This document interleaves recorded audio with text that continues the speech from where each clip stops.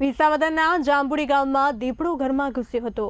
મધરાતે વૃદ્ધા પર દીપડાએ હુમલો કર્યો। માથા અને પીઠના ભાગે ગંભીર ઇજાઓ પહોંચાડી છે દીપડાએ। ઇજાગ્રસ્ત વૃદ્ધાને જૂનાગઢ સિવિલમાં ખસેડવામાં આવ્યા। પરિવારજનોને બૂમાબૂમથી દીપડો ભાગી છૂટ્યો।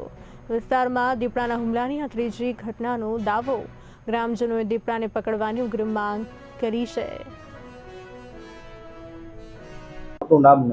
પૂંજાભાઈ જેસાભાઈ વાળા, જાંબુડી, વિસાવદર તાલુકો। અમારે ત્યાં દીપડો ગઈ રાત્રિના 2-2:30 વાગે દીપડો અંદર ઘરમાં ઘૂસી ગયો હતો અને ડાયબેન જેસાભાઈ વાળા, મારા મમ્મી, એને અહીંયા માથાના ભાગમાં અને અલગ અલગ જગ્યાએ પાછળ પીઠ ઉપર ને એ રીતના ઓલું કરેલ છે, નોર મારેલ છે અને માથામાં દાઢું મારેલ છે અને અમે વિસાવદર સિવિલમાં દાખલ થયા હતા। ત્યાંથી શિફ્ટ અહીંયા જૂનાગઢ સિવિલમાં આવ્યા છે। માજીને કઈ રીતે છોડાવવાનો હતો? શું હતું? જી, માજીને કઈ રીતે છોડાવ્યા પછી?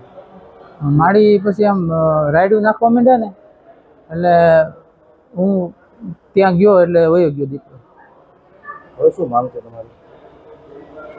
દીપડાને પકડવામાં આવે, કારણ કે આ ત્રીજો કેસ છે।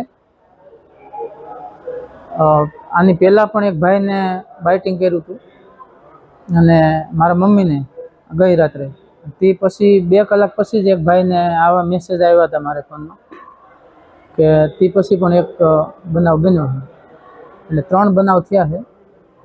તો એને પકડવામાં આવે, પિંજરા મૂકે તો એ આવતો નથી, તેમાં એને ગમે તેમ કરી અને વન વિભાગ એને પકડે।